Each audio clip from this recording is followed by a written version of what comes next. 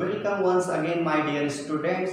आज हम लोग पढ़ने वाले हैं कि रिप्रोडक्शन चैप्टर में कुछ विशेष डिफरेंसेस अंतर पूछते हैं कि फला फला में क्या अंतर है। तो आज हम यही देखेंगे कि वे कौन से डिफरेंसेस हैं जो हमारे बोर्ड एग्जाम के लिए इम्पोर्टेंट है, जिनसे कि हमारा 2 से 3 नंबर हम लोग गेन कर सकते हैं। तो आज हम लोग पढ़ेंगे कुछ विशेष अंतर।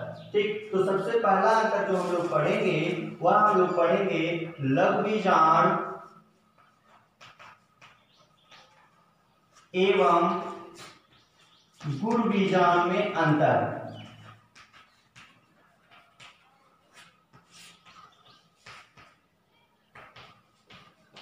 जिसे हम लोग कहेंगे difference between microspore and megaspore. जो दूसरा हम लोग अंतर पढ़ेंगे आज वह है भ्रूणकोश,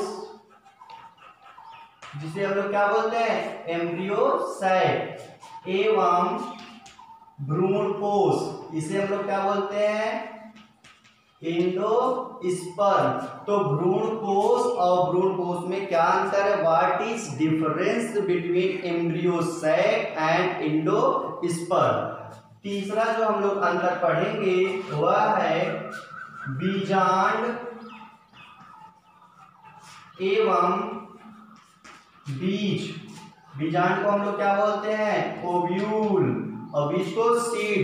तो what is difference between ovule and seed. बीजांड एवं बीज में क्या अंतर होते हैं। और चौथा हम लोग पढ़ेंगे भ्रूण एवं बीज में अंतर। तो भ्रूण को एम्ब्रियो, बीज को सीड। तो what is difference between embryo and seed. तो इस प्रकार से हम लोग 4 अंतर देखेंगे आज, जो कि पूरे रिप्रोडक्शन चैप्टर में बहुत ही महत्वपूर्ण है। बोर्ड एग्जाम की दृष्टि से यह अत्यंत ही महत्वपूर्ण है और यह जरूर से जरूर किसी न किसी रूप में पूछा ही जाता है। तो ये चारों अंतर हम लोग क्रम से एक एक करके पढ़ लेते हैं। सबसे पहला अंतर हम लोग जो देखेंगे वह है लघुबीजांड और गुरुबीजांड में अंतर। तो सबसे पहले जो हम लोग अंतर पढ़ेंगे वह है लघुबीजांड और गुरुबीजांड में क्या अंतर है। What is difference between microspore and megaspore. तो आइए हम लोग समय न खराब करें, शुरू करते हैं। तो सबसे पहली बात, तो लघुबीजांड कहाँ बनता है, गुरुबीजांड कहाँ बनते हैं। तो ये जो लघुबीजांड है यह लघुबीजांड धानी में बनता है। कहाँ बनता है? लघुबीजांड माइक्रोस्पोर जिसको हम लोग बोल रहे हैं, ये कहाँ बनता है? लघुबीजांड धानी में, अर्थात माइक्रोस्पोरेंजियम। क्या बोलते हैं उसको? माइक्रोस्पोरेंजियम लघुबीजांड धानी में। गुरुबीजांड कहाँ बनता है? मेगास्पोरेंजियम। कहाँ बनता है? गुरुबीजांड धानी में। तो मैं यहाँ पे लिख दे रहा हूं, यह कहाँ बनता है? गुरुबीजांड धानी में बनता है। और यह कहाँ बनता है? लघुबीजांड धानी में। तो लघुबीजांड धानी और गुरुबीजांड धानी के आधार पर यदि हम पहला अंतर देखें तो लघुबीजांड धानी में क्या क्या होते हैं? इसमें 4 स्तर। कितने स्तर होते हैं? मुख्य रूप से 4 स्तर होते हैं, जिसे हम लोग क्या कहते हैं? एपिडर्मिस कहते हैं, इंडोथीसियम, मिडिल लेयर और टेपिटम। क्या क्या नाम है उनका? मैं यहाँ पे नोट कर दे रहा हूँ। क्या नाम है? एपिडर्मिस, इंडोथीसियम और मिडिल लेयर तथा टेपिटम। ये 4 लेयर होते हैं लघुबीजांड धानी के। ठीक, तो यहाँ पर लघुबीजांड धानी के 4 स्तर होते हैं, अर्थात लघुबीजांड जिसमें बंद होता है, जिसमें उपस्थित होता है वह लघुबीजांड धानी है, और जिसके ऊपर 4 परत के रूप में आवरण पाए जाते हैं। ठीक, गुरुबीजांड धानी में यह देखा जाए उसमें क्या क्या पाया जाता है? इसमें बाह्य आवरण पाया जाता है और अंतः आवरण पाया जाता है। सिर्फ 2 ही आवरण, बाह्य आवरण और अंतः आवरण ही पाए जाते हैं। दूसरा अंतर यदि लघुबीजांड में देखें तो ये परागकोश के चारों कोनों पर परागकण मातृकोशा से मियोसिस द्वारा बनते हैं। तो मैंने आपको पहले ही बताया है कि वह कोई भी युग्मक हो, चाहे लघु बीजाणु चाहे गुरु बीजाणु, दोनों का निर्माण रिडक्शन डिवीजन अर्धसूत्री विभाजन मियोसिस, एक ही नाम है सब के द्वारा ही होता है। तो सवाल ये बनता है कि क्या सिर्फ मियोसिस ही पूर्ण रूप में किसी युग्मक को बनाने में सक्षम होती है, इसमें माइटोसिस नहीं होता? तो आप इसका जवाब ढूंढेंगे कि क्या युग्मक निर्माण में सिर्फ मियोसिस ही जरूरी है या माइटोसिस भी होता है। तो यहाँ पर देखेंगे हम लोग कि लघु बीजाणुओं का निर्माण मियोसिस के द्वारा अर्धसूत्री विभाजन के द्वारा होता है। कहाँ पर होता है? परागकोश के चारों कोनों पर होता है। किसके अर्धसूत्री विभाजन से होता है? तो परागकण मात्र कोशा, जिसे हम लोग क्या बोलते हैं? Pollen mother cell. क्या बोलते हैं? पॉलन मदर सेल या माइक्रोस्पोर मदर सेल के मियोसिस के द्वारा परागकोश में लघु बीजाणु का निर्माण होता है। गुरु बीजाणु यदि देखें तो गुरु बीजाणुओं का निर्माण भी मियोसिस के द्वारा ही होता है, लेकिन कहाँ होगा? अंडाशय में होगा। कहाँ पर होगा? अंडाशय में होगा।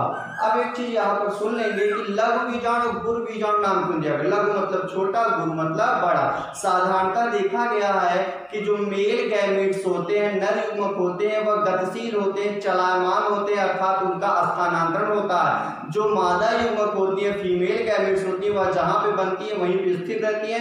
नर युग्मक उन तक पहुँचता है, तब जाकर निषेचन होता है। ठीक, तो जो स्थानांतरित होने वाले युग्मक होते हैं उनका छोटा होना बहुत जरूरी है। तो नर युग्मक सदैव गतिशील या छोटे हो सकते हैं, या तो गतिशील होंगे या छोटे होंगे, या कभी कभी दोनों रूप देखने को मिलता है, गतिशीलता और उनका लघु।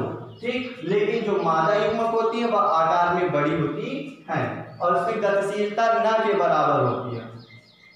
तीसरा पॉइंट यदि देखें कि परागकोश के स्फुटन से, स्फुटन मतलब डेhiscence होता है जिसमें कि परागकण जो होते हैं वो बंद रहते हैं। जब एंकर परागकोश खुलता है उसका स्फुटन होता है, वह फटता है, समझ सकते हैं इस रूप में। तो उसके अंदर जो मुक्त रूप में परागकण होंगे वह बाहर बिखर जाएंगे, फैल जाएंगे। तो परागकोश के स्फुटन पर क्या होगा? परागकण मुक्त हो जाएगा और यही परागकण ही क्या है? नर युग्मकोद्भिद। यही परागकण क्या है?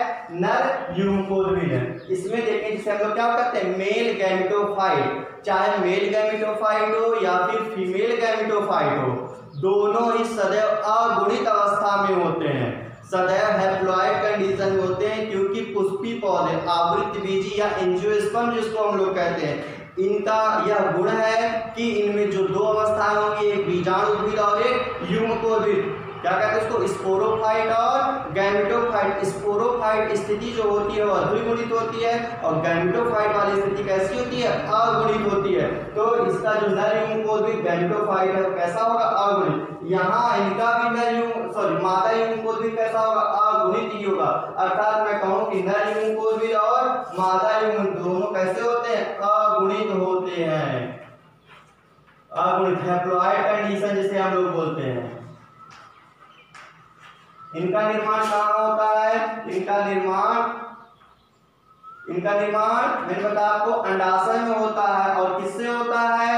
किससे होता है इनका निर्माण? गुरु बीजाणु मात्र कोशा से होता है। और अगर देखा जाए कि गुरु बीजाणु, जिस प्रकार से हमने देखा कि परागकण आगे चलकर अपना रूप परिवर्तित करके नर युग्म को भी बनाएगा और यह जब मादा अंगों के पास पहुंच जाता है तो इसके आगे की क्रिया होती है, अर्थात यह आगे चलकर नर युग्मक बनाता है।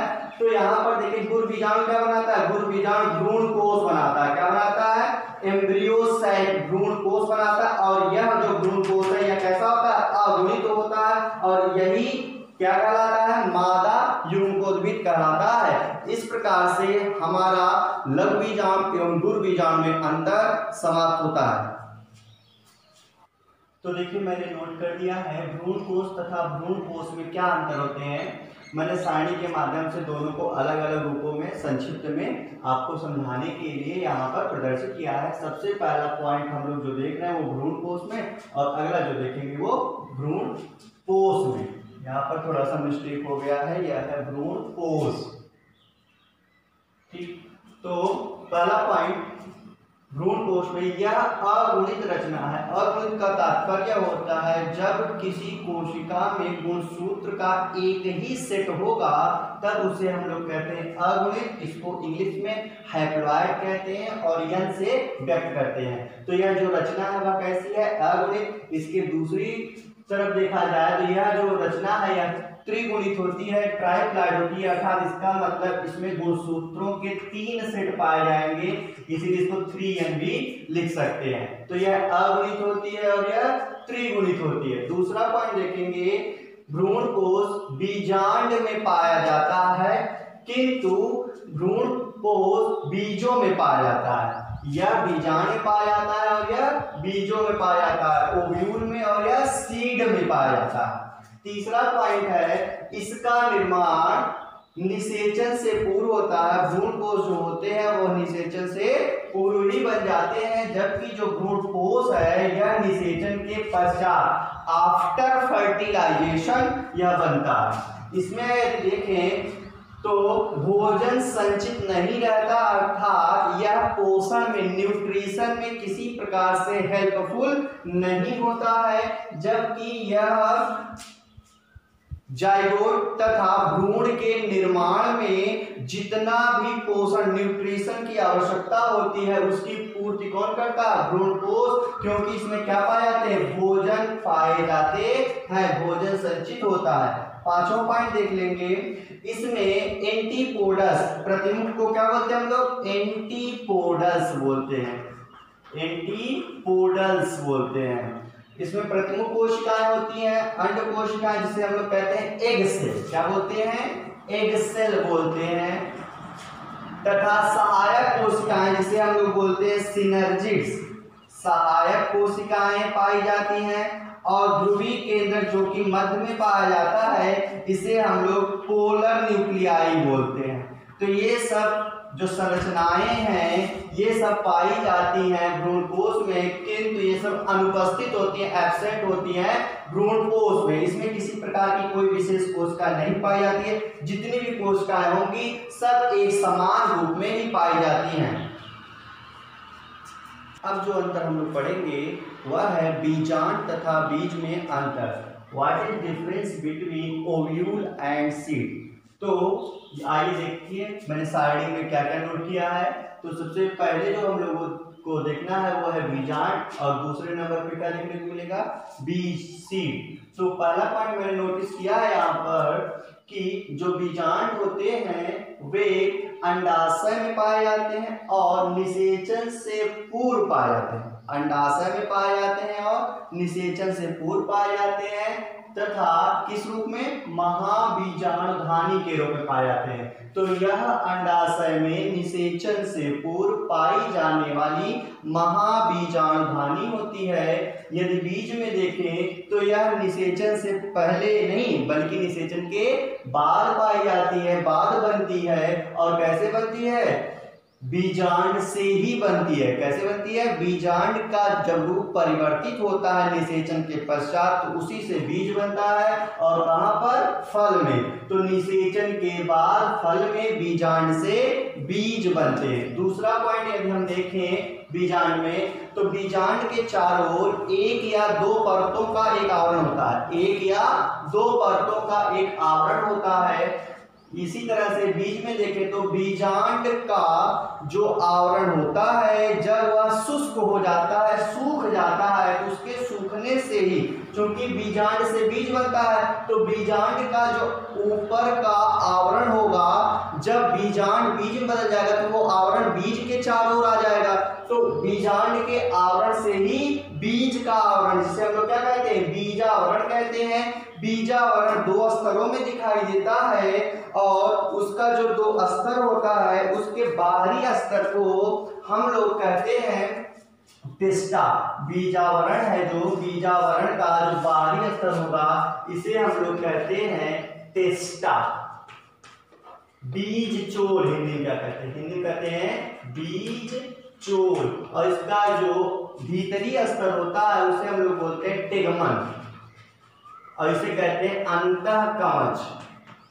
तो बीज के दो लेयर हो गए टेस्टा और टेगमन, जो कि कैसे बनते हैं, बीजांड के आवरण से ही बनते हैं। तीसरा पॉइंट देखेंगे, बीजांड में भ्रूण कोश होता है। अभी हमने देखा कि भ्रूण कोश कैसा संरचना है, भ्रूण कोश एक अगुणित संरचना है। ये कहाँ पाई जाएगी, बीजांड में ही पाई जाएगी, निषेचन के पूर्व पाई जाती है। तो इसका यहाँ पर देखेंगे, इसमें भ्रूण कोश नहीं होता है। चौथा पॉइंट बीजांड में देखेंगे, इसका जो मुख्य ऊतक है वह कौन है, बीजांड काय। इसका मुख्य ऊतक कौन है, बीजांड काय होता है। लेकिन इसमें बीजांड का, बीज में बीजांड का अनुपस्थित होता है, नहीं पाया जाता है। और इसमें पतली परत के रूप में, किस रूप में, पतली परत के रूप में पेरिस्पर्म पाया जाता है। पतली परत के रूप में क्या पाया जाता है, पेरिस्पर्म पाया जाता है। किसमें, किसमें, बीज में। तो हम लोग लिख दे रहे हैं पतली परत के रूप में, अर्थात इसमें कोई मुख्य ऊतक नहीं होता। पांचों पॉइंट देखें, इसमें भ्रूण नहीं होता है, इसमें भ्रूण नहीं होता है, इसका ध्यान रखिए। भ्रूण कहाँ पाया जाता है, बीज में। तो क्वेश्चन पूछ सकता है कि भ्रूण कहाँ उपस्थित होता है, तो हम लोग क्या जवाब देंगे, बीज में। अगला पॉइंट देखेंगे, इसमें भ्रूण कोश भी नहीं होता। जब भ्रूण कोश नहीं होगा तो जानते हैं बिना भ्रूण कोश के पोषण भी नहीं हो सकता। भ्रूण कोश कहाँ पाया जाता है, बीज में। इसीलिए बीज कई दिनों तक पोषण पाने की वजह से जीवित बने रहते हैं। हम लोग एक सीजन के बजाय अगले सीजन में भी बीज से नया पौधा अंकुरित करा लेते हैं। किसके कारण, भ्रूण कोश की उपस्थिति के कारण। हो भी सकता है, ध्यान रखिए यहाँ पे क्या लिखा है, हो सकता है, मतलब हो भी सकता है और नहीं भी। तो सातवां पॉइंट देखें, इसका अंकुरण नहीं होता क्योंकि इसमें पोषण कराने वाला कोई भाग नहीं पाया था, अर्थात यह तुरंत ही या तो अपना रूप बदल लेती है या फिर नष्ट हो जाती है, मतलब इसका आगे का कोई विकास संभव नहीं होता, इसका अंकुरण नहीं होता। किंतु यहाँ पर जब भी अनुकूल परिस्थिति आती है तो यह अंकुरित हो जाती है और अंकुरित होकर एक नया पौधा बना लेती है। इस प्रकार से बीजांड और बीज में अंतर समाप्त होता है। अब हम लोग इस प्रकार से अगला जो अंतर देखेंगे वह है भ्रूण तथा बीज में क्या मुख्य अंतर होते हैं। क्योंकि भ्रूण और जो बीज एक दूसरे में इस प्रकार से मिश्रित होते हैं, सम्मिलित होते हैं, उसमें कोई विशेष अंतर तो नहीं होता। भ्रूण जो होता है बीज के अंदर ही पाया जाता है। तो आइए देख लेते हैं कि उनमें अगर कुछ अंतर देखा भी जाए मुख्य रूप से तो क्या अंतर निकल के आ सकता है। तो भ्रूण और बीज में क्या अंतर है, तो पहला अंतर जो सबसे मुख्य अंतर होता है कि भ्रूण का विकास कैसे होता है। तो जब निषेचन होता है तो निषेचन से द्विगुणित युग्मनज बनते हैं, जाइगोट, और उसी जाइगोट में आगे लगातार माइटोसिस होता है और माइटोसिस से उसकी कोशिका की संख्या में वृद्धि होती है और इसी कोशिकाओं की वृद्धि से एक समूह बन जाता है और वही समूह आगे चलकर भ्रूण का रूप लेता है। तो भ्रूण का विकास किससे होता है, युग्मनज से भ्रूण विकसित होता है। किंतु अभी हमने देखा कि जो बीज बनता है, बीज कैसे बनता है, बीजांड से बीज। बीजांड का जब रूप बदलता है निषेचन के पश्चात तो वही बीजांड क्या बना लेता है, बीज बना लेता है। दूसरा पॉइंट, यदि भ्रूण में हम लोग देखें तो भ्रूण बीज के अंश के रूप में उसके अंदर ही सुरक्षित रहता है। भ्रूण कहाँ पाया जाता है, बीज के अंदर ही पाया जाता है, उसके आसपास या उसके बाहर नहीं पाया जाता। तो भ्रूण की जो भी क्रियाशीलता है वह जब तक बीज के अंदर है तभी तक सक्रिय है। यदि बीज से उसे पृथक कर दिया जाएगा तो वह पूर्णतः नष्ट हो जाएगा, निष्क्रिय हो जाएगा, अर्थात भ्रूण का बीज से पृथक होकर किसी प्रकार का कोई अस्तित्व शेष नहीं रह जाता है। तो दूसरा अंतर यदि बीज में देखें तो बीज कहाँ होता है, यह एक स्वतंत्र रचना है, अर्थात यह किसी के साथ रहेगा तो ही सक्रिय रहेगा, यह आवश्यक नहीं है। बीज एक स्वतंत्र रचना है जो कि फल में पाई जाती है। तीसरा अंतर यदि हम देखें भ्रूण और बीज में तो तीसरा, भ्रूण में कोई विशेष रचना नहीं होती, अर्थात भ्रूण में कोई विशेष प्रकार की कोशिका ऐसी नहीं होती जो कि भ्रूण को विशिष्ट बनाती हो। किंतु बीज में अनेक प्रकार की भिन्न भिन्न रचनाएं होती हैं। मैंने अभी बताया कि भ्रूण बीज में ही पाया जाता है। तो बीज में क्या क्या होता है, भ्रूण होता है, भ्रूणपोष जिसको हम लोग क्या बोलते हैं, एंडोस्पर्म बोलते हैं, भ्रूणपोष पाया जाता है जो कि त्रिगुणित रचना है और यह पूरी संरचना को न्यूट्रिशन पोषण देने का कार्य करती है। तो भ्रूण हो गया, भ्रूणपोष, और बीजांड का न्यूक्लियस जो कि बीजांड का आवरण था, बीजांड के चारों जो रचना थी वही क्या थी, बीजांड का न्यूक्लियस। तो भ्रूण इस तरह से भ्रूण, भ्रूणपोष, बीजांड का एवं अन्य रचनाएं भी बीज में पाई जाती है, लेकिन इस तरह से कोई विशेष रचना भ्रूण में नहीं होती। लास्ट और अगला अंतर हम लोग जो देखते हैं वो क्या है, भ्रूण का बीज से पृथक होकर अंकुरण नहीं होता है। जैसा कि मैंने कहा कि जो भ्रूण है वह बीज में ही सक्रिय रूप में पाया जाता है, अर्थात उसकी क्रियाशीलता बीज में ही देखी जा सकती है। यदि हम प्रयास करें कि जैसा कि हम लोग जानते हैं भ्रूण क्या है, युग्मनज से लगातार जब माइटोसिस की क्रिया से कोशिकाओं का जो समूह बनता है वही भ्रूण होता है, एक नया रूप जो होता है वही भ्रूण होता है। तो इसका मतलब जो एक्टिव सेल्स हैं वो कहाँ पाई जाएंगी, एम्ब्रियो में ही, भ्रूण में। यदि हम भ्रूण को निकाल लें क्या नया पौधा बन सकता है, तो इसका उत्तर होगा बिल्कुल नहीं। यदि हम भ्रूण से या किसी भी संरचना से कोई नया संरचना बनाना चाहते हैं, नया पौधा बनाना चाहते हैं और उसमें भ्रूण का अंश होना चाहिए, यदि हम ऐसा चाहते हैं तो भ्रूण किसके साथ होना चाहिए, बीज में उपस्थित होना चाहिए, तो ही उससे नया पौधा संभव है, अदरवाइज इसका कोई भी चांस नहीं बनता। ठीक, तो यहाँ पर हम लोग देख रहे हैं लास्ट पॉइंट, भ्रूण का बीज से पृथक होकर अंकुरण नहीं होता क्योंकि यह पूरी तरह से बीज से अलग होते ही निष्क्रिय या नष्ट हो जाता है। यहाँ पर यदि देखें चौथा पॉइंट लास्ट, तो बीज स्वतंत्र रूप में इसको किसी प्रकार की, हालांकि इसमें भ्रूण की उपस्थिति होती है लेकिन इसको किसी प्रकार की कोई विशेष रचना की आवश्यकता नहीं होती, यह स्वतंत्र रूप में अंकुरित हो सकता है और नया पौधा भी बना सकता है पूर्ण रूप से विकसित अवस्था में।